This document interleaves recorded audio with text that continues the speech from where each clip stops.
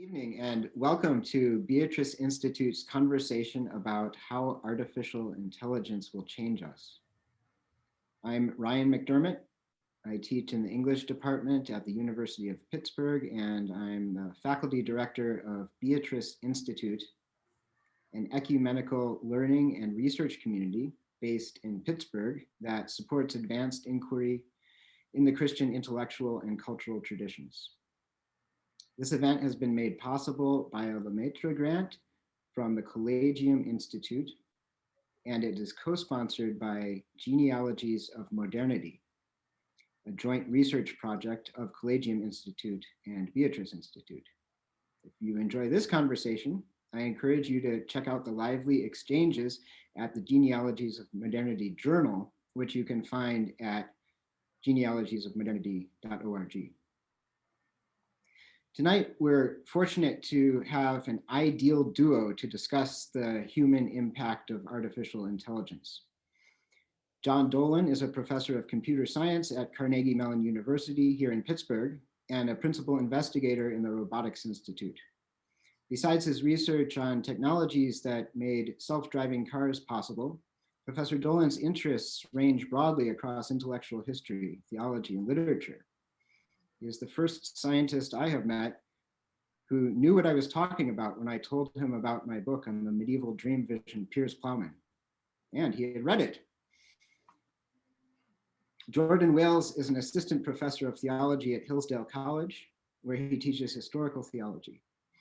His research focuses on early Christianity, as well as contemporary questions relating to theology and artificial intelligence. Professor Wales started out in the sciences. He was an engineering major in college and went on to do a master's in cognitive science and natural language from the University of Edinburgh. Then he started a PhD program in computer science at Carnegie Mellon University before jumping ship for a master's and PhD in theology at Notre Dame.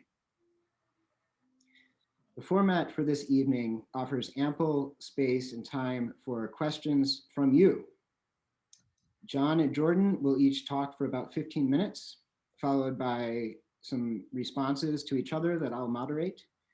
And then I'll be relaying the questions and comments that you write into the Q&A dialogue that you'll see at the bottom of your Zoom screen. And John and Jordan will be responding to those. I now turn the screen over to John Dolan. Thanks very much for that kind introduction, Ryan, and for this opportunity to take part in the discussion with Dr. Jordan Wales and with members of the audience. First, I'll give some quick background on myself.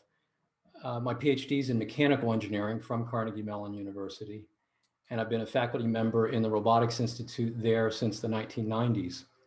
I've done a lot of work in the area of mobile robots and was one of the leaders of the CMU team that won 2007 DARPA Urban Challenge race that led to the autonomous driving revolution that we're experiencing now.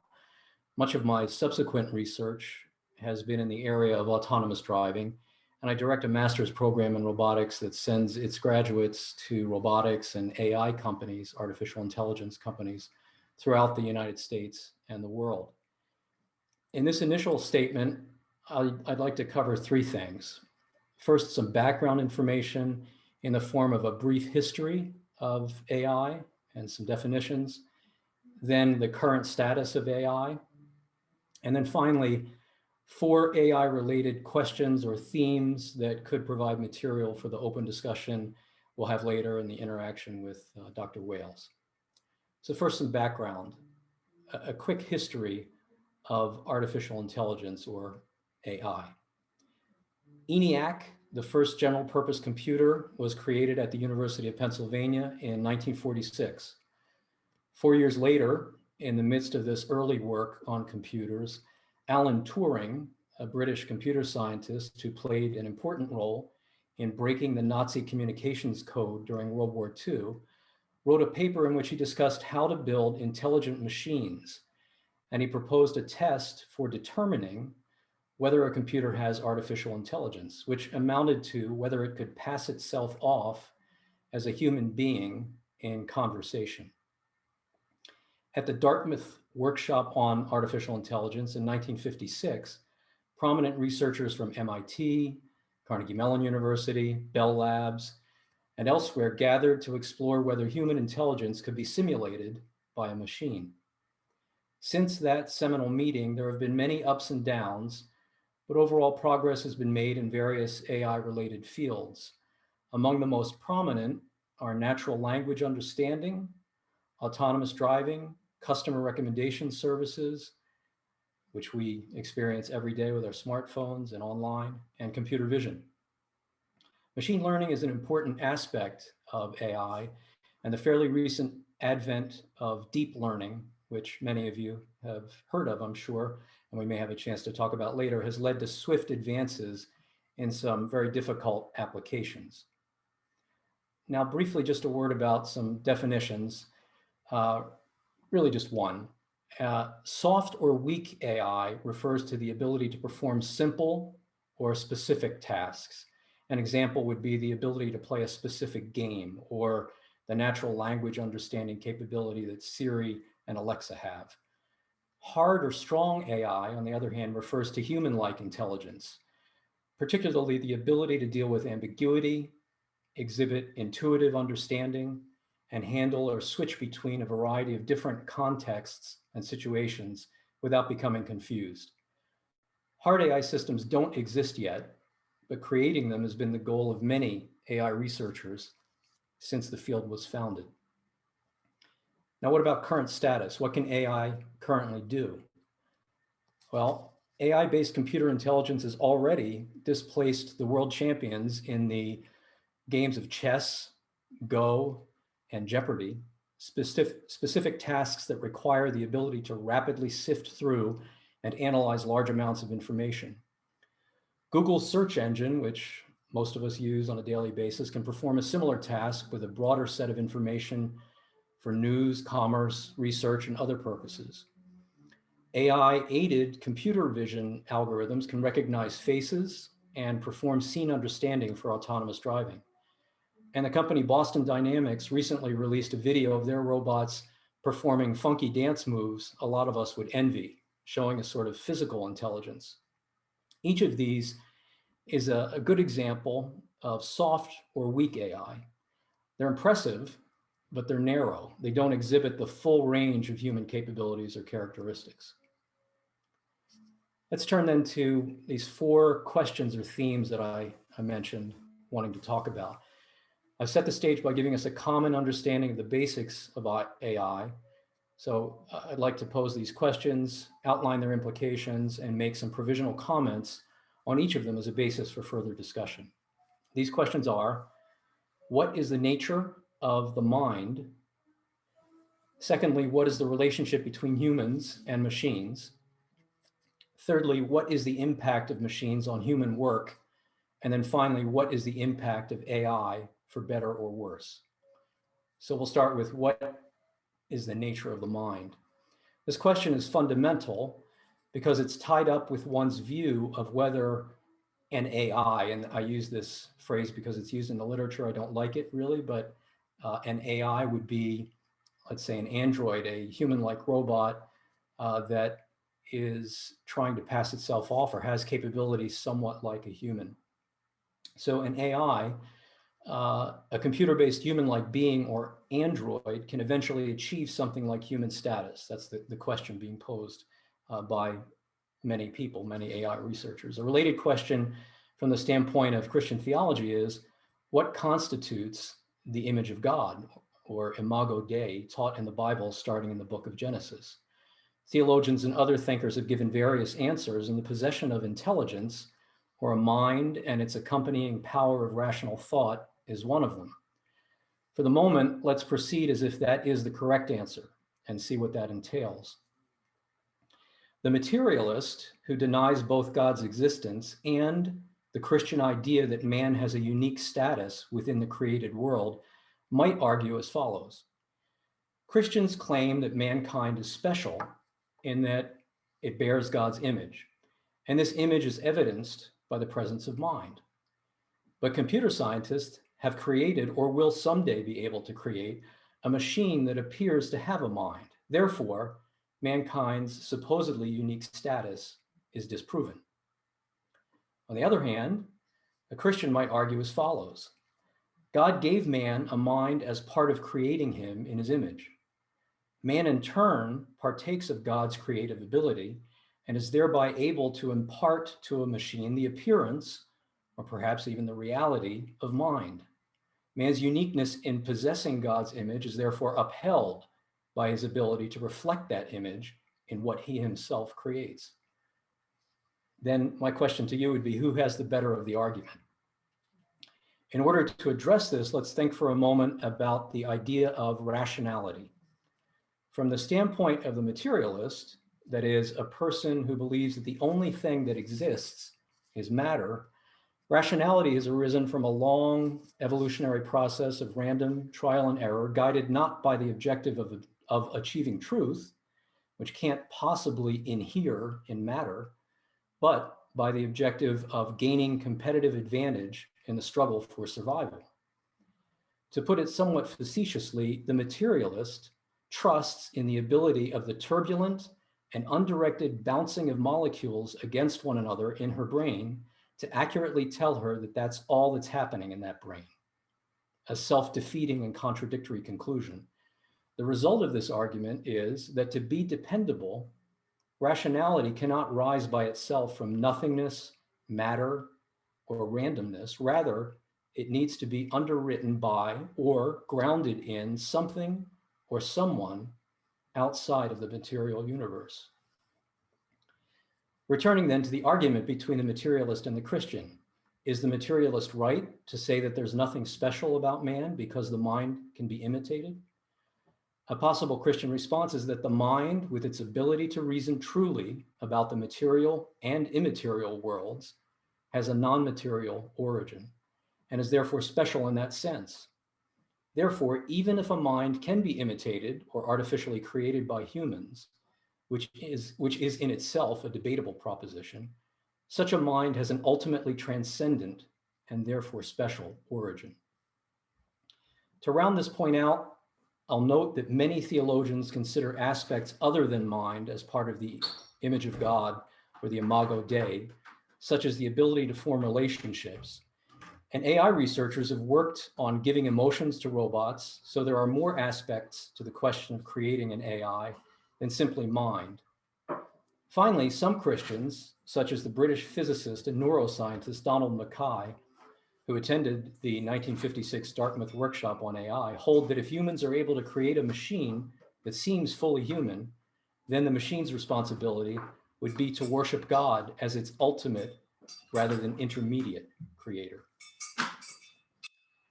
Now, turning to the second question, what's the relationship between humans and machines?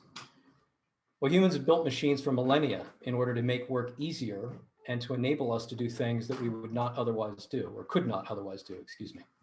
For the most part, this has been viewed as a positive application of our creativity and has not raised ethical eyebrows. No one complains that hearing aids or hip implants raise the question of what it means to be human. But what about the prospect of a chip implant that joins one's brain to the internet, thereby granting some kind of admittedly tawdry earthly omniscience? What implications would that have for the perennially lauded virtues of study and hard work to achieve knowledge? The extreme version of this impulse is transhumanism, a movement among some AI researchers and technologists that seeks to use AI and related technologies to dramatically modify intellectual and physiological capabilities. One of its ideas is that human consciousness or intellect is separable from the body and can be downloaded into a more lasting, non-carbon-based body with the intent of granting immortality. Thus, transhumanism grates on Christian sensibilities in at least two fundamental ways. It seeks to be like God in a way reminiscent of the biblical story of the Tower of Babel, and it denigrates the human body in a way reminiscent of Gnosticism. Nevertheless, the question of to what extent we should use technology to aid and augment humans is a difficult one and not answered simply by dismissing the transhumanists. So then our third question, what's the impact of machines on human work? On the one hand, machines ease and enable work, and many people enjoy working as a way to exercise their physical and intellectual powers. and to create lasting artifacts that enrich human life. On the other hand, as machines become more capable through AI, they're able to supplant a greater number of workers at higher skill levels. Though historically, job creation has more than kept pace with job loss through technology, today, many express the concern that there will be unusually rapid replacement of entire classes of workers without the possibility of retraining for new positions, many of which require greater technical sophistication than in the past. An example is the field of autonomous driving, in which I've been working for over 10 years. There are as many as 5 million professional or part-time drivers in the US, including 3.5 million truck drivers. Based on the slower than expected progress of the technology, especially with respect to guaranteeing an acceptable level of safety, these jobs will not disappear overnight. So there's more time for adjustment than the most alarmist commentaries suggest. However, this example and others highlight the need for careful thought and action regarding education, job retraining, and economic relief policies. Finally, the ability to work, and from a Christian perspective, to be good stewards of the creation, is tied up with human dignity and significance. So technology that pushes us in the direction of total leisure should be resisted. And now the fourth and final question: what's the impact of AI for better or worse? This is a big question to which we may devote a good part of our later open discussion, but I want to make a few quick comments on it before closing. First, it's clear that AI, like any powerful tool, has the potential for great good as well as great evil. An example of the former is the use of AI to identify and interdict terrorists via face or activity detection. An example of the latter is the use of AI by totalitarian governments to control and spy on their own people. And there are many intermediate examples, such as the advantage of being able to make convenient purchases on Amazon being coupled with the downside of your personal preferences being captured in order to target you for future purchases or sell your information to other companies. Second, I see a significant and encouraging amount of idealism and activity among students and fellow researchers regarding the use of AI for social good and concern about its potential abuse in policing, social control, and other areas, and that's a positive trend. With that, I conclude my initial remarks, and I'd like to turn the speaker's chair over to Dr. Jordan Wales from Hillsdale College.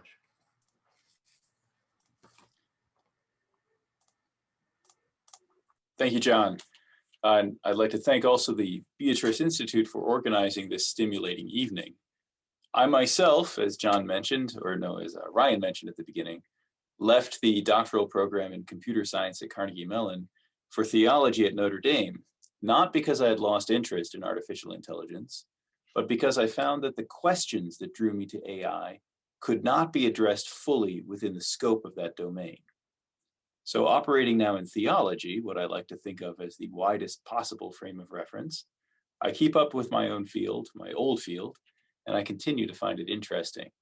This year on my sabbatical, I've returned to the scholarly literature, and at present I'm writing a book on theology and AI. I'm therefore very grateful to participate in conversation with John this evening. Artificial intelligence is increasingly and impressively and variously a part of our daily lives. So in considering how AI may change us, I'll take in a narrower sweep than did John, focusing just on social AI, one form of the image or imitation of humans of which AI may become capable. In the near future, we will have artificially intelligent apps, digital assistants, and eventually humanoid robots that in professional interactions, casual conversations, and perhaps even shallow romantic relationships will be behaviorally indistinguishable from human beings. So I'd like to ask two questions. First, how this development may lead us to think differently about ourselves, and second, how it may lead us to treat one another differently. I'll raise some concerns here, but my intention is constructive, to point out the ways in which AI will force us to think hard and in some rather strange ways. I look forward to discussing potential positive outcomes during our ensuing conversation. So first, in a future saturated by persuasive social AIs that seem to interact with us as we interact with one another, it will be difficult not to feel and to believe that they are doing what we do when we do these things. And this may cause us to think differently about ourselves. In particular, it may cause us to think of ourselves more and more in terms of our behavior alone. I argue, crucially, that the AIs will not be doing what we do when we behave this way, because the underlying AI will not have a subjective experience or point of view as we do. In brief, the most successful mechanism of artificial intelligence right now is the artificial neural network. These networks are idealized simulations of physical biological structures. There are no physical connections, only a computer program of ones and zeros that represents the equations of the neural network. I could run an artificial neural network with a pencil in a notebook, even if only with agonizing slowness. But this would not be human-like thought, even if it is brain-like information processing. I say that it is not human-like thought in this sense. These calculations are not aware any more than a student's physics homework has gravity or a flight simulator flies. Some have argued, however, that this is a distinction without a difference. Consider the so-called Turing test. Alan Turing pointed out in 1950 that we will perceive a programmed computer to be thinking if it seems to converse interpersonally as we would. Turing's test is indifferent to the mechanism by which a computer manages its feat. It is not a test of what the programmed computer is, but of its accomplishment.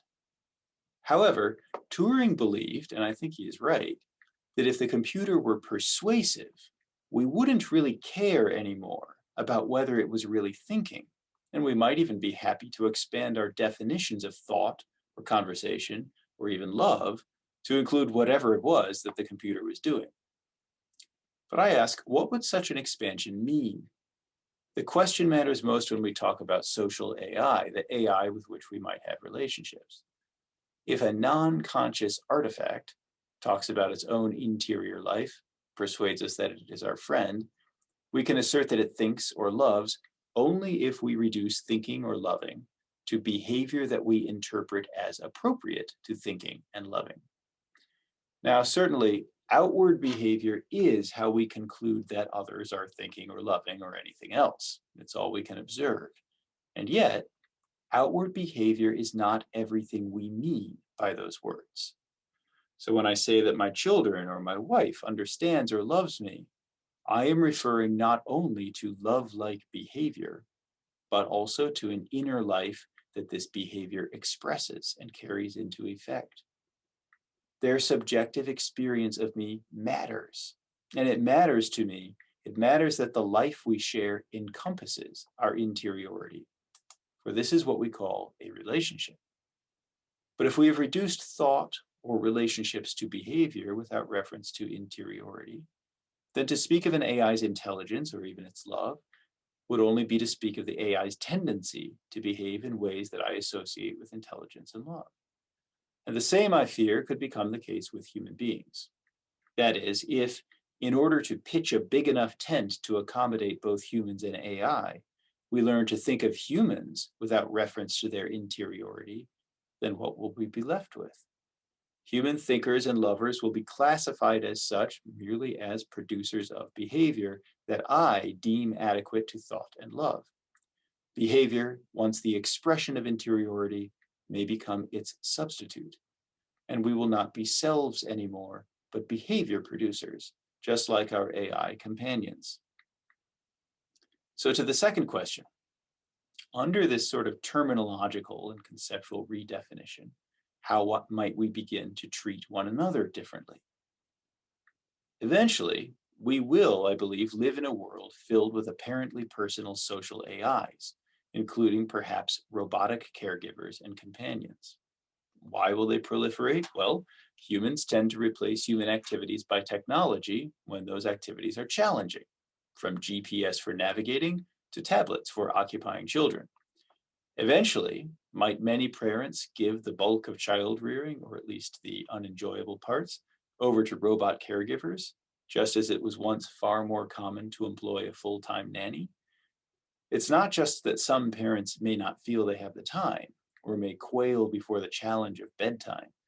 After all, RoboNanny also won't make any mistakes.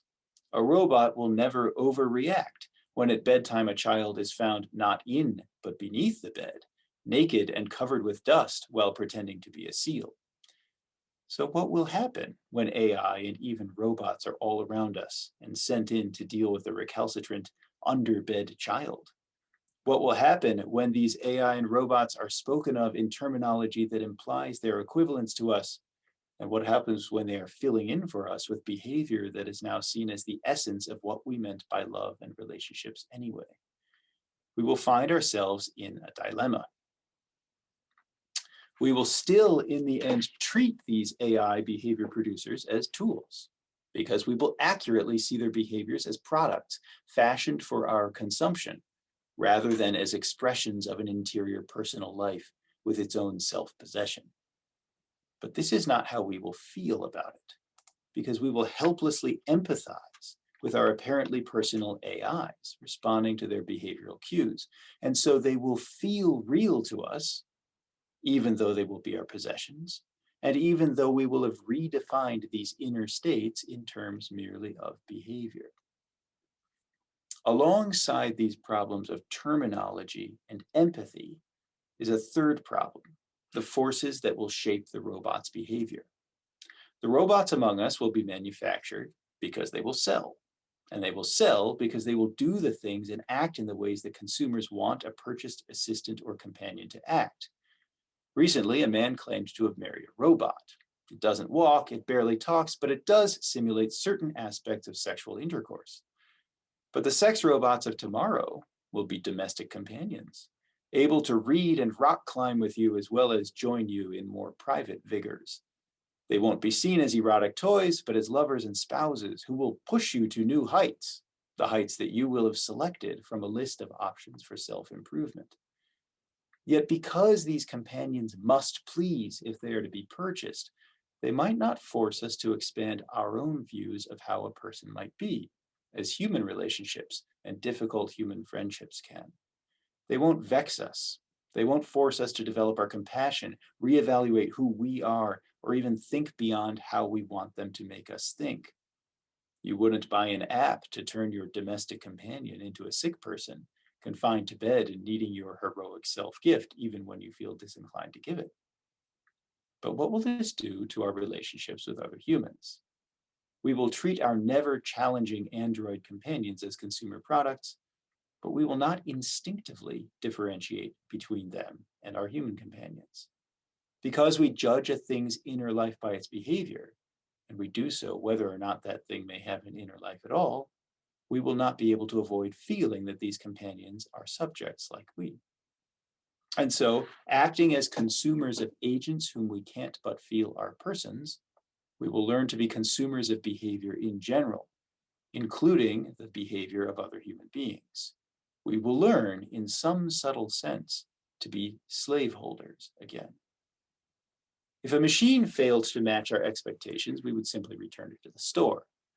What then when other humans do not conform to our expectations and desires? Is it possible that we will no longer see this as a glimpse of a wider array of humanity? Is it possible that we won't struggle toward a charitable response? Perhaps instead, we may come to think of these others as simply faulty human beings, viewing them with the same sort of idle dissatisfaction that we would a robot that didn't deliver the set of behaviors and reactions that we wanted to consume. When we live in a world that does not adapt to suit our expectations, we are challenged. When we meet people whose responses are not customized, adapted, and tuned to us, then we grow. Our character and our virtue advance by living in human community with all of its difficulties. With artificial intelligence, however, it could be otherwise. Amazon's suggestions, as John pointed out, are based on your own browsing and purchase history, correlated by AI with the purchases of others with histories similar to yours, even beyond the Amazon website. Amazon's AI doesn't jostle us beyond the groove into which we have settled. Instead, it smooths and trains us to fit into a groove that others make for us. Education into human community is a similar process. But market-driven artificial intelligence is a poor educator and a poorer community. In the smart houses of the future, with their android domestic companions, one's whole experience could teach one that one's environment and companions will deliver what one expects, or what one is trained to expect, to pay for. Yet in such a world of easy and confirmed expectations, might I forget that my view of myself and others is not the horizon of the possible or the good? Having started out seeking an artificial intelligence that could rise to human levels, the risk may be that as AI rises in its persuasive abilities, human subjectivity, increasingly integrated with these AI systems, will begin to be flattened, diluted to the level of what those systems are capable of representing, or of what is rewarded in them by consumers. In closing, I'll return to the topic of words. The word artifice means handiwork or work of skill. Artificial intelligence is a wondrous such work. And yet, if terminologically, empathically, and finally commercially, we allow that artifice to become or to define our reality, to form our minds and our lives and our children, then we may become artifices ourselves, handiwork of our handiworks. Thank you.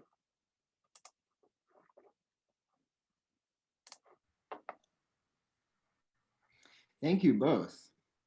So now we invite you all to enter your questions into the Q&A dialogue at the bottom of the screen. While those are coming in, I just want to get things started off with a question that I think gets a definition that both of you made, which is that no matter how realistic robots might seem or AIs might seem, they're always going to be acting within the limits of whatever the humans have programmed them to do. And I'm wondering, is that necessarily the case, or could there be robots that through machine learning or deep learning exceed or run counter to humans' original intentions in that way that so many sci-fi stories hinge on? I'll take a stab at it. I think that the sci-fi movies generally exaggerate certainly the current reality, and generally speaking, well, of course, this is part of what's depicted. It exceeds human intention. So certainly, engineers don't intend to create machines that are capable of running amok and turning against humans. Whether or not they can do that with the technology we have, I would say right now the answer is certainly no. It's a little bit hard to project that even the most glitzy recent technology would enable the formulation of intent that's distinct from what the engineers have programmed into it. And of course, another comment that's sometimes made in this connection is that it's desirable, at least for those who are Isaac Asimov fans, to put in the rules of robot behavior such that robots would not rise up against mankind. So there could be, to the extent that people follow that, that would be something that's part of the robots program. But I think the brief answer is that's a strongly exaggerated common theme in science fiction stories that sells movie tickets, but I don't believe is really strongly to be feared sort of outcome for robots. I'll add something to that. I agree with and appreciate everything that John has just said. The original question also mentioned deep learning, and I think that with deep learning, which are very deeply multi-layered neural networks that can accomplish some amazing things like beating world champions at Go and trying to predict aspects of the stock market, With deep learning, we find that sometimes, even now, the AI does things we don't expect, not in the sense that it comes up with plans to exterminate us, but that we find that in some ways, when an AI system is designed to solve a particular problem, it's as if you're posing a question to it. And sometimes the question you think you're posing is not the question you're actually posing. And this is a strong theme if you just look up on the internet, the phenomenon of AI bias. There is, I'll give you one small example, a very large neural network with tens or even hundreds of thousands of parameters was trained to evaluate the similarities between words by ingesting a huge corpus of text. It was, I think it may have been the entire corpus of the New York Times, stretching back over 100 years. And this was used to develop a graph of the relations between words. And through a variety of things I won't try to describe, you could do some interesting math with it. You could do math problems like all words became numbers, and so you could do these problems like Rome minus Italy plus Egypt equals, and it would give you Cairo. So it seemed to be a kind of conceptual network. The capital city of Italy, if you take Italy away, you have capital city. You had Egypt, you get capital city of Egypt, which is Cairo. Well, you could also do things like doctor minus male equals, and it would spit out nurse. And so the question is, what is this thing doing? Is it biased? Does it believe that if you take the maleness away from a doctor, you no longer have a doctor because all doctors must be men, so it has to be a nurse instead? It raises the question of what you asked the AI to do in the first place. And it turns out that what you asked this AI system to do was to develop a set of associations for the kind of words that are used in particular situations. So if you look over the past 100 years, what you have by the AI is not the claim that women can't be doctors, but the claim that the most common word associated with females over 100 years in a newspaper is nurse rather than doctor. So the question of interpreting the task that we've asked the AI to learn helps us to better interpret the results that we get. And this is a very important sort of thing.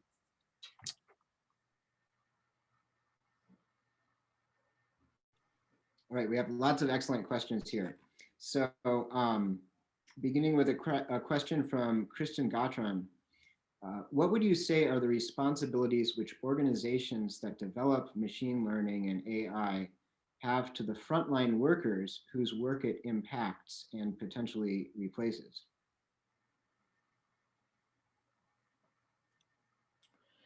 Well, I'll try to address that since I had talked about it briefly in my remarks. Let's see, I guess one thing that's a little bit difficult to disentangle is what the responsibility of the companies who are cited in the question versus or coupled with the responsibility of the society as a whole through the organs of the government and other mediating institutions might be.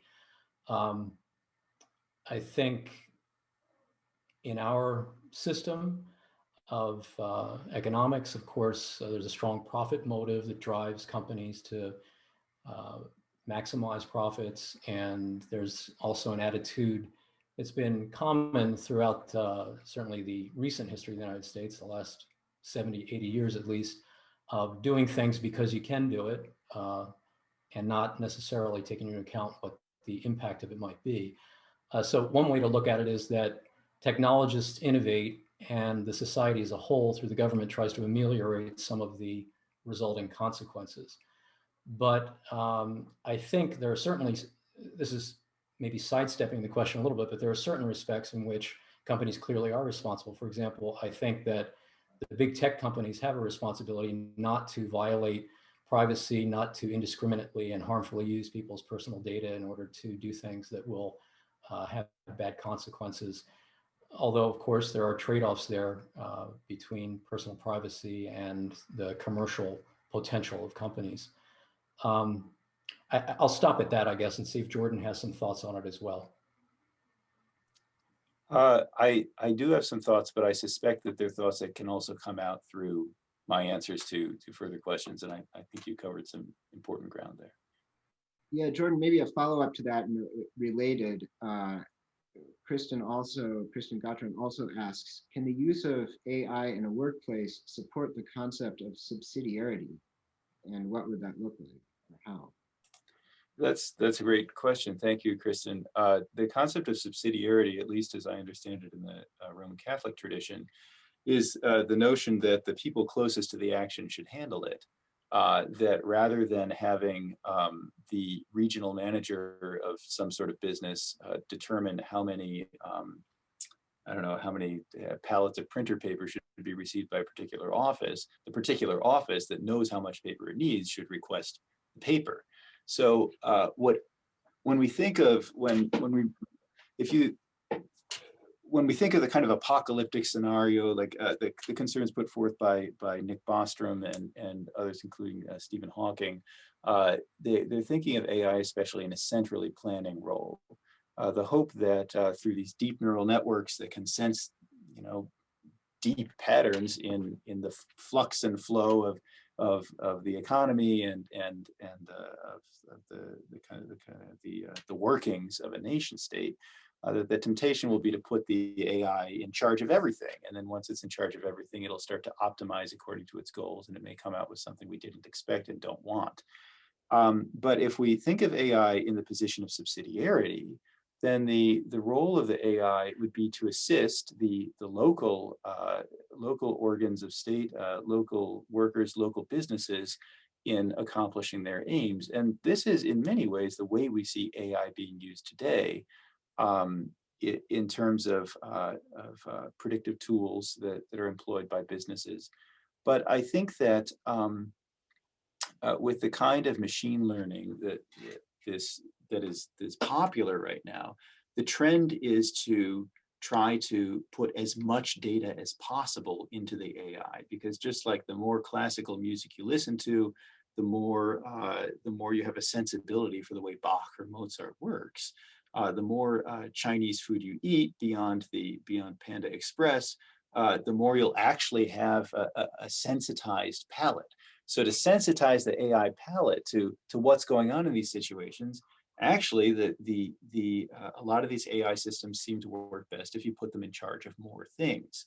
So there's a kind of tension between the sort of way in which AI has to be developed, taking in a very broad stream of data, and the way that one might want to deploy it in a subsidiary context to assist humans in their goals, rather than to displace human reflection and human goals.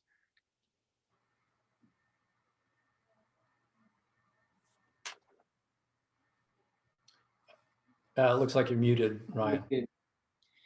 Dylan Meyer asks, it would seem that God's image imprinted on us is one that can't be placed into a robot by humans. I'm curious what your thoughts are on this important characteristic of humans missing from robots, and whether that intangible difference could have destructive effects on society and human relations, generally speaking. I'll start on that one since it's in my main wheelhouse. The notion of the image of God is variously described by Christian authors. In my area of focus is early Christianity, the patristic period, first 600-700 years of Christianity. But the general stream of thought about what does it mean to be made in the image and likeness of God is it means to be capable of a relationship with God, capable of coming to an intellectual and an affective and a voluntary contact with God, so that one's faculties of understanding ultimately come to a relational experience of God that we call the beatific vision. So if the robot doesn't have the image of God, that means that the horizon of the robot or of the AI's experience in life is really delimited by the created order. Its horizon is firmly this world. Its actions, its behavior are definable fully within the scope of this world. Now, so what could be the problem with that? Well, I think that kind of abstractly construed, the problem with that is that then if we interact socially with these social AIs, then perhaps our horizon begins to shrink as well. And we already know what this looks like because we have, often unfairly, but we have a certain stereotype of what that life is like, and we call it the frat boy life. The life pursuing just the next neat thing, the next nice thing, or the next party. So humans are rather good at existing within a constrained horizon, or at least having a stereotype of what that would look like with or without robots. But then as a second point, again, because as John and I both pointed out, social AI is designed to interact with us and to draw upon our mode of behaviors, then it's possible that you could see a social AI that would that would be inclined to muse on higher things and to wonder where we come from and where we're going, because that's the sort of behavior that we'll subscribe to. But it ultimately this would be a kind of referred image, or an image of the image, that it would be the robot interacting with human beings who have this transcendent horizon. And to do this interaction would have to act as if it too had a transcendent horizon, but it would be limited by what humans can express of the image rather than the image that is actually in human beings. And so it could have that effect of constraining our horizons. John? Well, maybe John, you could answer a related question. And this is from a commenter in our YouTube live stream.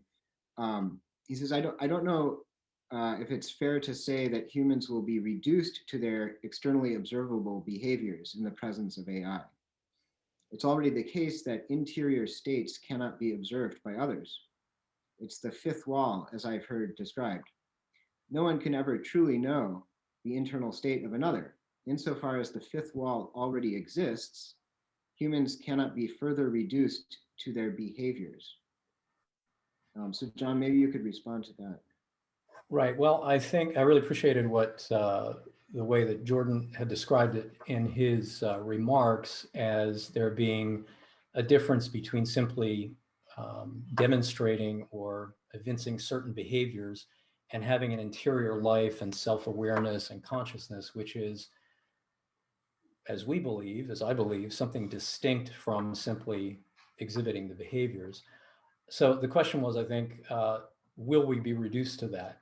And I think Jordan was pointing in his remarks to the ways in which that can happen if we have a lot of such entities, highly developed, who act like humans around us, but we're aware that they don't have an interior life. Then we might start to treat other human creatures in a way similar to these AIs that we would presumably have a lower view of. So I think that's the danger, and I think that it's something that has to be guarded against. It's a sort of utilitarian view of human essence, whereas I think an essentialist view of what the human is distinct and was well described by Jordan. Mercedes Nabrowski asks, regarding the AI companions or spouses of the future, do you think that people will feel a social stigma against buying or engaging too personally with one, at least at first? Do you envision people, consciously or not, numbing themselves against their instinctual response of recognizing a need to spend time with humans and not machines? Yeah, certainly. I think that there will be a social stigma against it initially, but I think the way for the acceptance of relationships, a way for the acceptance of a cultural assumption of the kind of interchangeability of human beings and of artificial, apparently personal AIs. The way for that has been prepared already by the growing cultural acceptance of pornography. The sense being that while there were heavy social stigmas or attached to that in the past, although it was always winked at, especially for men to consume pornography, what we have now is a kind of widespread, almost nearly universal universal acceptance of this as a kind of, well, distinct private form of activity that doesn't really bear on or detract from one's interactions with others. And yet, it seems to be in the psychological data that it does have an effect on the way people treat one another. It does have an effect, especially, it has a strange dulling effect on the relationship satisfaction experienced by principally males who consume a lot of pornography.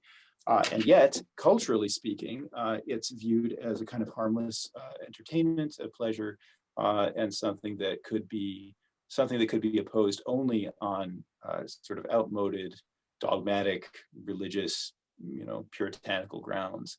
And yet, the effect is there.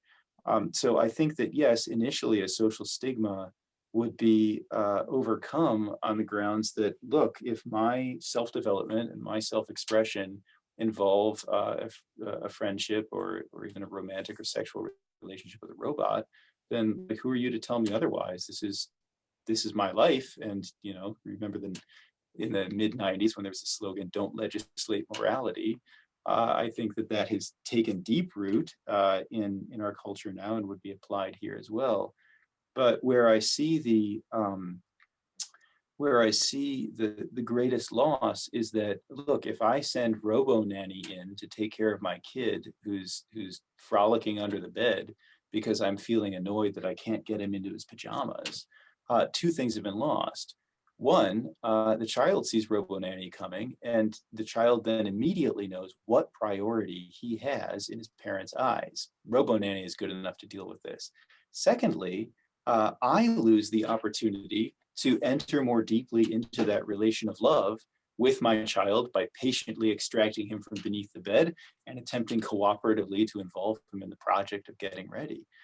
So what we really miss out on in these things are the human relationships that by their challenge require of us that interpersonal self-gift that a consumer product robot will not.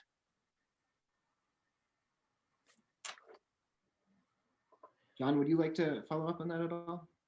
I don't really have any follow-up, but except to maybe ask a question, see what Jordan thinks about this. I don't have a great answer for it myself, but I've been in this exchange asking myself, what's the best way to guard against the corrosive nature of, or the corrosive tendency of relationships with future AIs that are so realistic? Is it to have elevated relationships with everyone? Or would we have a distinct way of treating humans versus these human-like entities? That's a great question, John. And that'll offer me also the opportunity to respond to another questioner who asks from the YouTube channel who said, look, that this gloomy analysis of relations with robots is based on a kind of capitalist assumption that we're going to have a consumption-focused model of human-computer interaction, that will view these things as consumer products. And well, if we distribute the AI for free, then it's no longer a consumer product. So perhaps it can attain to a more independent relational status that won't degrade our relationships with other humans. I think that's like one possible positive outcome. But in the end, when we sign up for a robot friend or an AI friend, we are procuring a friend for ourselves. It's like a it's like what an escort service pretends to be, but actually it rarely is, right? It's a friend for hire. It's a companion for hire. And so whether we pay for it or not, the act of taking that thing as a possession and expecting to get something from it, I think could have a corrosive influence. So what's the solution to that? Well, if we simply decide that we're going to treat the robots as tools and not as people, we'll practice ourselves in being better slaveholders, because humans have shown themselves to be rather adept at being able to ignore the signs of personality coming from someone else and treat them as a disposable implement of my own satisfaction. Now, in the Christian tradition, this is known as pride. the instrumentalization of the things around me, making their significance ultimately converge on me. What is the meaning of the apple? It tastes good to me. What is the meaning of the wine? Makes me feel good. What is the meaning of that human being over there? My friend makes me laugh, but you know what? When he needs me, he's being kind of boring, so he should back off. What is the meaning of the robot? It makes me feel happy. It performs services around the house. Well, the solution to that is not to deaden ourselves to the signs of personality coming from the people or things around us. But I think that this really will force us to attempt to develop a new way of responding to our feelings. And this is the subject of some writing that I'm doing right now, and some thinking I'm doing, that I don't want to start second guessing everyone's behavior. But I do want to know when I'm interacting with a robot instead of a real person, because then the signs of apparent personality coming from the robot, the things that draw me out, that make me feel like I'm interacting with a someone, and yet a someone that I own, those signs of personality are ultimately rooted in actual human self-expression. They're images of the image, as John so eloquently put it.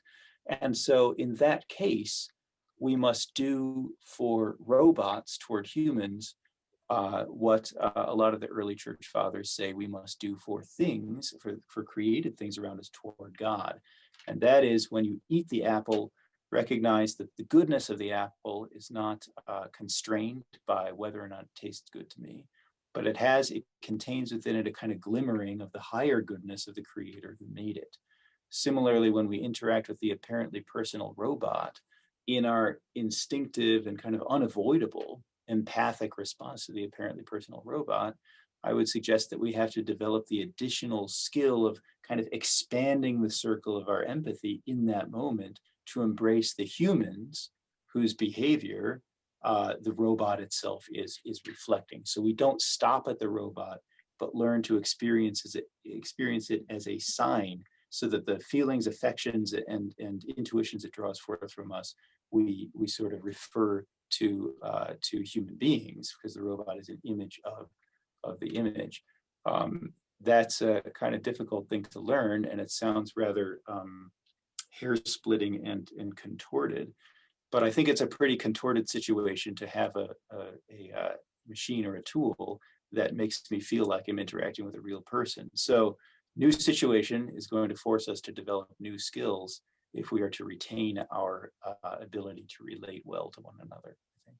Right. So hopefully the two of you could reflect a little bit more specifically on this. We've got a number of related questions that invite you to reflect further about this. Jens Zimmerman says, given that AI designed for social interaction will flatten our interior lives, our aspirations, and efforts to improve our relationships in a Christ-like way, what practices or educational habits should we put in place to resist this flattening or self-reduction? And then perhaps more specifically, Jason Dower asks, what do you see the work of the church and pastors will look like or should look like over the next decade as more and more AI takes hold?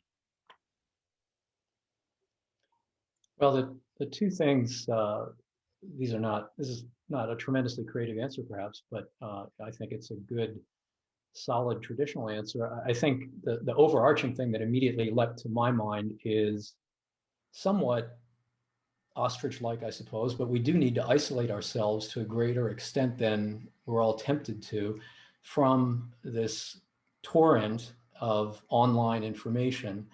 And I think it's a wise thing also to be very careful with our children's exposure to it.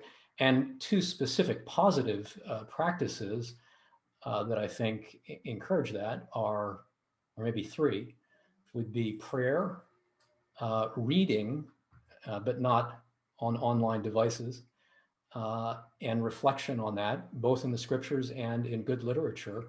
And then the cultivation of friendship, which we've also talked about a bit here tonight, which is interacting with human beings rather than with processed information. Now, I hope that doesn't sound like a cop-out. It just seems like we have limited time. We can't deny that AI is going to have a tremendous impact on our world, but if we're cultivating those sorts of practices, then I think we're better able, when we do have the inevitable interactions with the technology and its various forms, of acting rightly and in a way that's formed by Christian principles. I would agree with everything that John has said, and want to point out that from a Christian perspective, the problem that will be potentially exacerbated by AI is a problem that we already have, and that is as I mentioned earlier, the problem of pride, the problem of the fall. And so the solutions, the situation of directly interacting with a social AI is a strange situation that raises new questions in that moment. But the conditions for becoming the sorts of people who will not be flattened by that interaction remain the same as the conditions for becoming the sort of person that will not be flattened by access to a job that enables me to buy things. The conditions of existing in a world with good food and pleasant diversions and the possibility of conquest.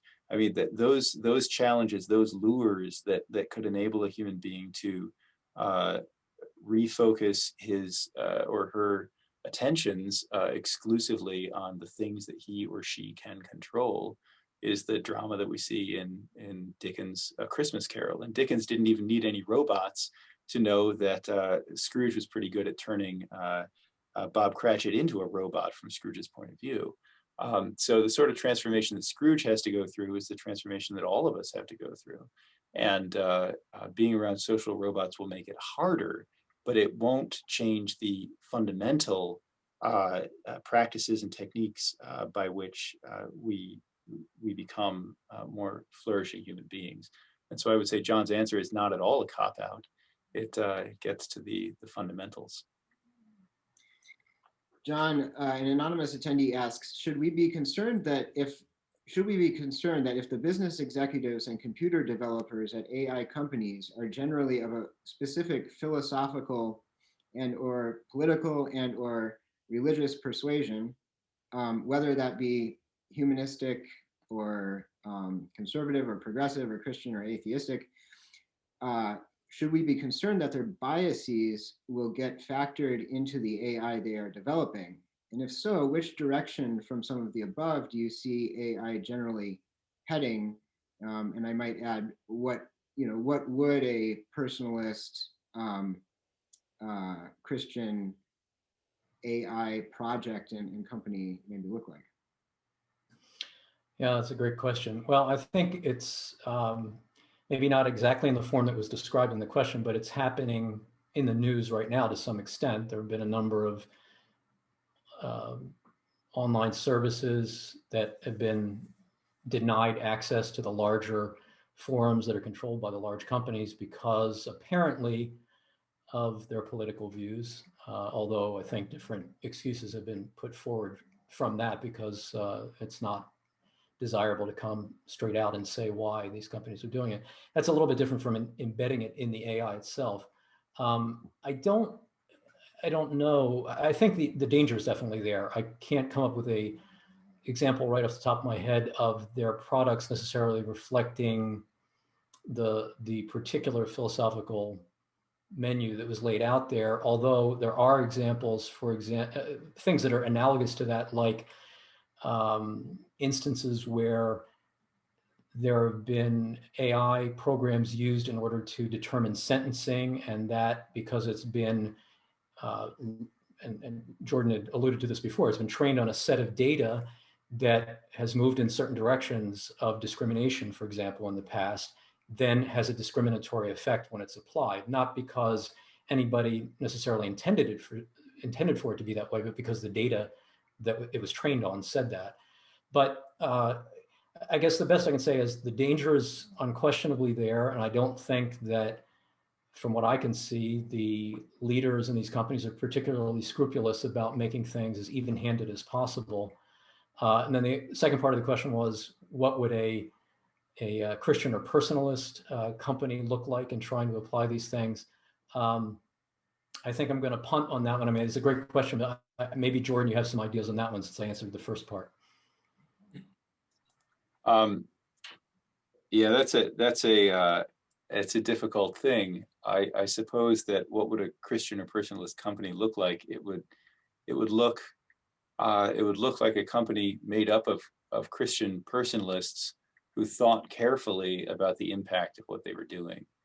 And so I think that I think again that in this case the kind of vigor of artificial intelligence raises questions for us that have some unanticipated answers, but in some ways these are the same old problems. What would a company of Christians look like running a railroad in the late 19th century? It would look a lot different from what the robber barons looked like, and it might be less profitable too. So to have a Christian ethic while working on AI means that one also has to have a kind of zeal for a far-seeing and philosophically inquisitive way of reflecting upon what one is doing, what the meaning of it is, and what its impact may be. And that means that to some extent, the Christian expert in AI must become, like John, a reflective theologian as well. And the simplistic model of profit-driving technological innovation is insufficient for a future that we would want to live in. The motto at was it at Facebook, John, where the motto was "Move fast and break things," or was that Google was "Don't be evil"? That was Facebook, "Move fast and break things." Yeah, I don't remember. Yeah, so one of the tech companies in California had that. Google had a nice one, "Don't be evil." That's no longer their motto. I don't know what it is now.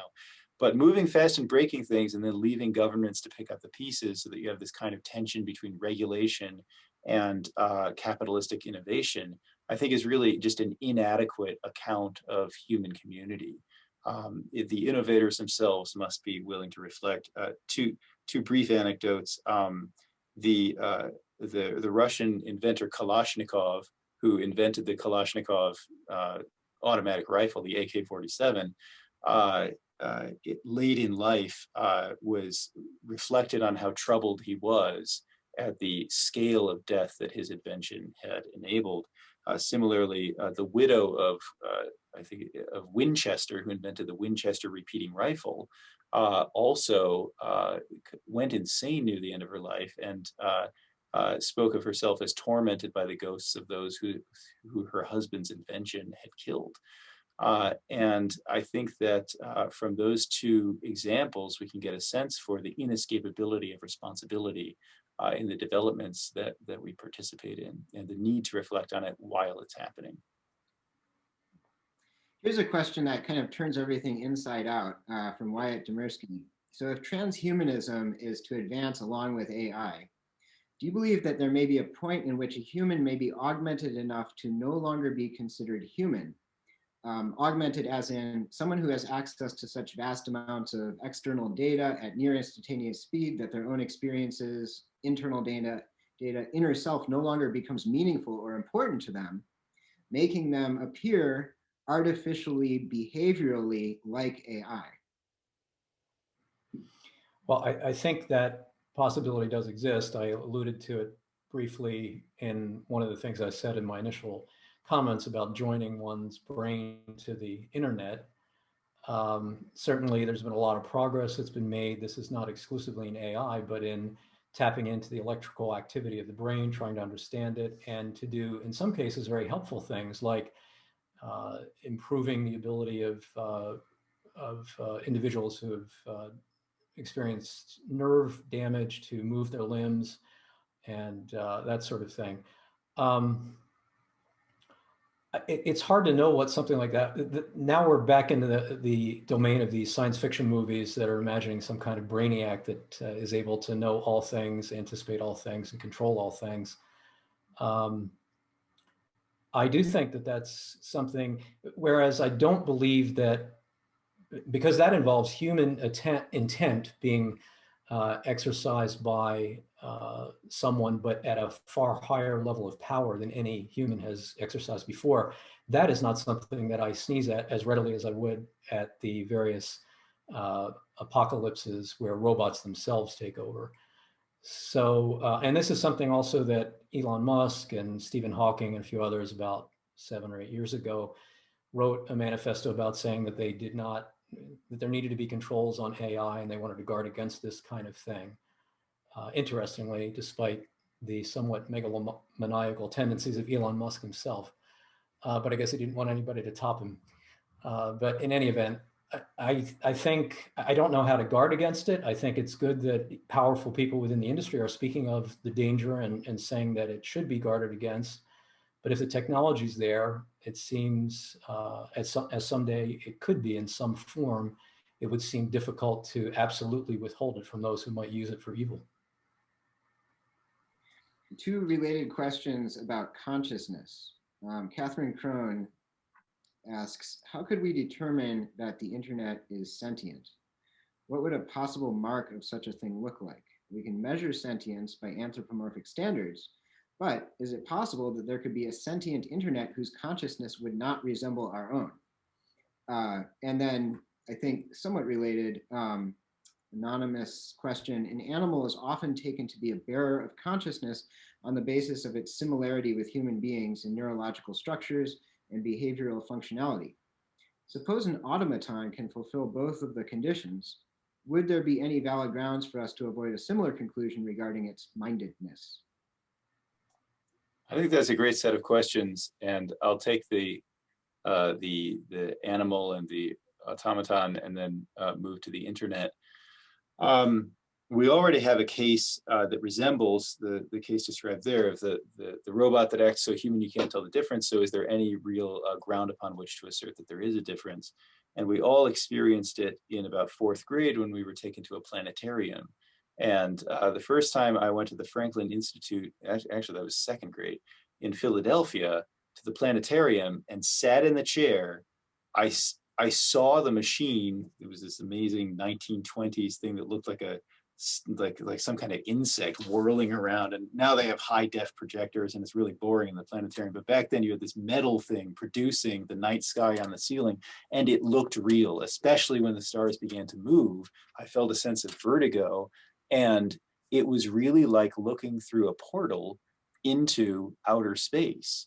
And I knew that it wasn't real, but it felt utterly real to me. And if I hadn't known about the machine and nobody had told me you're in a planetarium and they had said you're looking up at the sky, I would have believed them, because that's how clear and real it felt. It was extraordinary.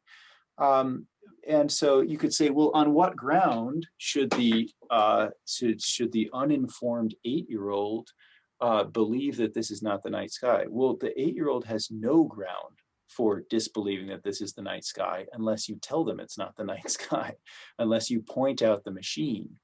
And so what is it that changes the circumstance there? What is it that changes the grounds for evaluation? Well, it's that somebody pointed out that this is a mechanical machine and stars are actually exploding balls of gas millions of miles away, and this thing's right next to you and it's projecting light on the ceiling. Now you have a different explanation for what's happening, although it's producing the same experience for you.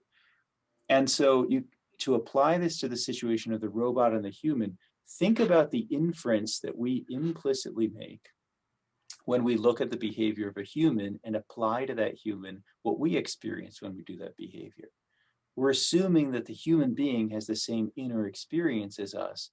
And implicit in that is the assumption that the human being is the same sort of thing that I am. In other words, we share a similar embodiedness. We share a similar biology. And if we want to get really specific about it, I'll assert, this is just me talking, I know that not all would agree, I'll assert that encoded in us is our assumption that similar biology yields similar experiences. And I think that's likely true. That's why I believe that my children's pet guinea pig, when it squeaks, if I pick it up improperly, is actually experiencing discomfort and is letting me know about it.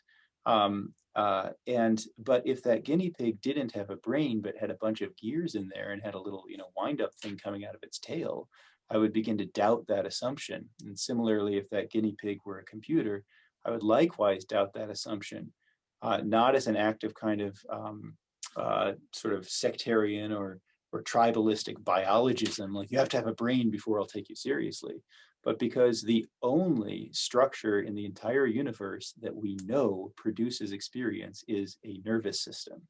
And so although it's just chemical reactions that happening there in the guinea pig, yet nonetheless, there seems to be more in those chemical reactions than is characterizable in a merely physical way. There's something metaphysical about what's happening there that we don't yet know how to describe or characterize, if ever we will, and yet it produces an experience. So I have no ground upon, I'll say it this way, in short, I have no ground upon which to assert that imitating the same output by means of something mechanical or computational, it means that there's going to be the same inner experience, because our experience seems to be grounded in our physicality, and a computer has a vastly different physicality from ours. There was a second question about the sentient internet, but I think I'll hand it over to John for that, because I don't want to take too much time. I was hoping you would take it. So the question was basically whether or not the internet could become sentient, essentially. Well, and like we judge sentience based on anthropological criteria, but Right. what if there's a consciousness that the internet could attain that's very different from human consciousness? Well, I think the same comments that Jordan just made and that he'd made in another form before, and that to some extent I made when I was talking about what what constitutes mind, apply. I mean, the internet is an electrical, physical manifestation which transmits bits and encodes information that way. The idea that it could become sentient without, in the sense that we normally use that word, without a biological substrate, is certainly shows up in Star Trek episodes, but it's not, I don't think it has a solid philosophical or theological basis, even though many people believe it because they believe in this functionalist view of what constitutes humanity and the human mind or the human being. But I think I agree wholeheartedly with the account that Jordan had given. And like I said, the one that I touched on insofar as mind is concerned, that there is something distinct about the human spirit, and it has to do, at least in part, with this interiority, self-awareness, consciousness, things that we don't pretend or can't easily argue that computers have an internal in the same way. I'd like to thank you. I'd like to add something brief to that. In the 1950s and 60s, there flourished, and it continues in some quarters today, a notion of mind as kind of equivalent to computation. And this is rooted in certain interpretations of Descartes and Thomas Hobbes, the idea that when we're thinking, what we're actually accomplishing is logical computation, and that the means by which we do it or the experiences that accompany it are not of the essence of thought itself. So it's a reduction of thought to kind of argumentation. And if you take that reduction, then you could say, well, if you accept that computational theory of mind, you could say, well, perhaps a pocket calculator or your iPhone or an AI system or even the internet is computing. You can get really interesting and crazy with that and say, look, rocks are vibrating. They're performing computations or interpretable as such. So maybe they're minds as well. Maybe the whole universe is a mind. And it gets really exciting until you realize that what's exciting about it is the hint, what if the universe is a someone like I am?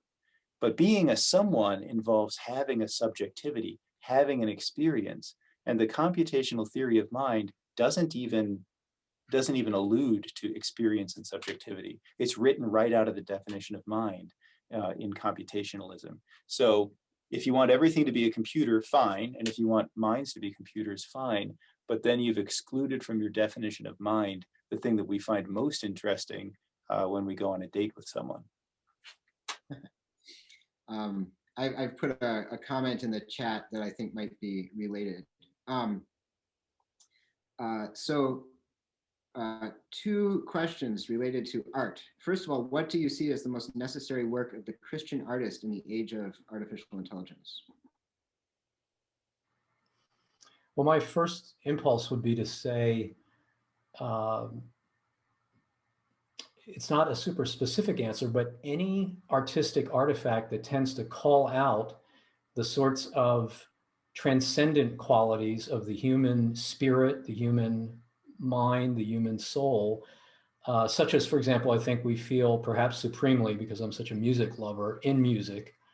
But of course, it can be in a statue or in a work of literature or in many other artifacts that we're confronted from time to time in our lives with a sense that there's something far beyond the chemical reactions that are used in our synapses and simply the physical manifestations that cause us to think and believe certain things. There's a transcendent reality. I think that's particularly insofar as it addresses this question of whether or not AIs are equivalent to humans. That would be one major calling of artists.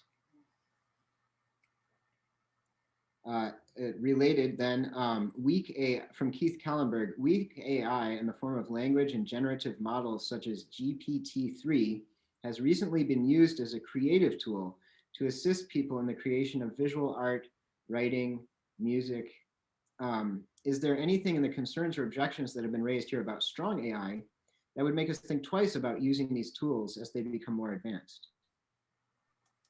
I think that's a really interesting question, because we could go first with a simplistic answer. Just for the rest of the audience, GPT-3 is again a giant neural network that is trained to predict the next word. At least the word version of GPT-3 is trained to predict the next word based on the text it has read so far. So if you give it a kind of a prompt, it'll predict the next word. But then if you feed that word back into the system, it'll just keep going and it will generate text of its own.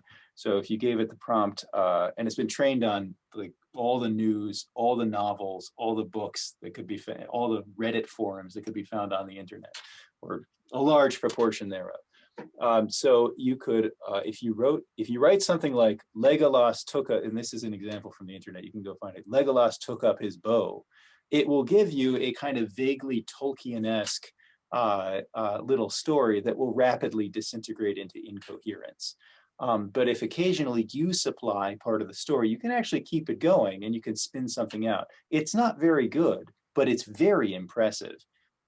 You can do something. Most impressive is that you could put in the title of a poem that doesn't exist, like The Autumn Leaves by Coleridge, and then it will give you a Coleridge-like poem. Why? Because every time you have something that's a title followed by Coleridge, the next thing that follows is one of Coleridge's poems. So in its kind of assessment of it's almost like it's developed a palate for written English. The way a good cook knows what things go together, GPT-3 settles into a kind of pathway that represents a kind of sensibility about written English.